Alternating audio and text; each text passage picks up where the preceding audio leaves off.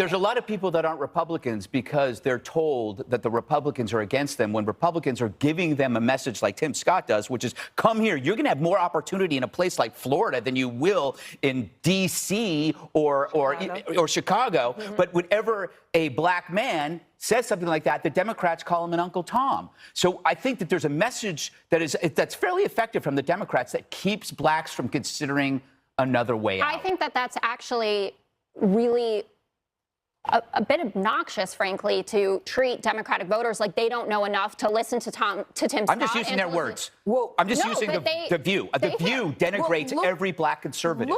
Quick reminder, Tim Scott recently announced his bid to become president in 2024, and in doing so, claimed that the left fears him the most because his life and success disproves their narratives. But that can't be true.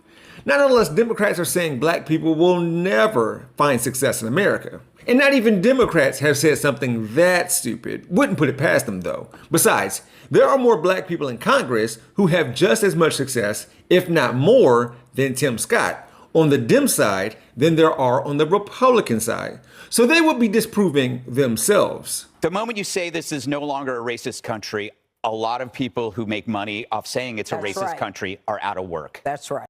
In fact, it was Dems who put the same diversity in the White House that Fox uses to pretend like systemic racism is no longer a thing. More on that later, but conservative media can't stand Kamala Harris, and Barack Obama lost a popular vote among white people twice. If Fox had their way, not only would there be less diversity, but there would be less to claim that systemic racism isn't a thing. As for voting, Greg Gutfield is more than insinuating that black people, a voting bloc that is informed enough to know and understand policies and political platforms, vote Democrat due to messaging, like from The View, which is what they're talking about on The Five, by the way. But did you notice what Gutfield didn't do or say despite him having time?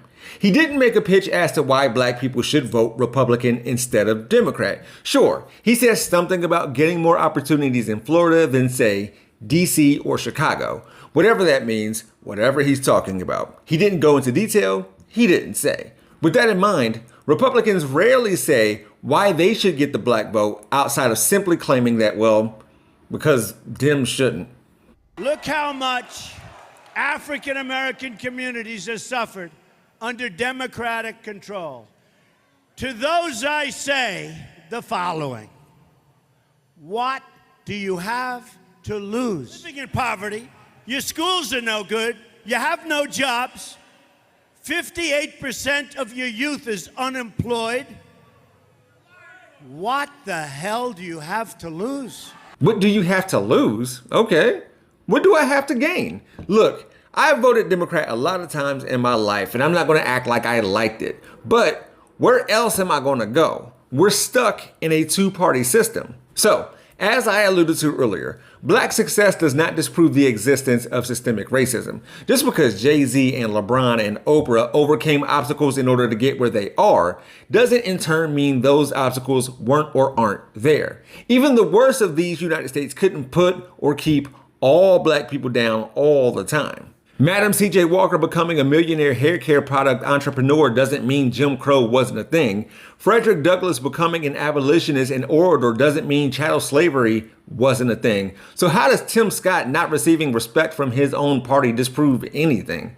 And you can argue that things are better now than they were before. However, that's through no effort from conservatives. Notice that I didn't say Republicans, because then they'll be like, we are the party of Lincoln and Democrats are the party of enslavers and the KKK, without acknowledging that the political ideology of regressives was and is conservative. Gotta go back 150 plus years to find something dope that Republicans did for black people. I wonder if they elect the likes of Tim Scott in order to say they aren't racist.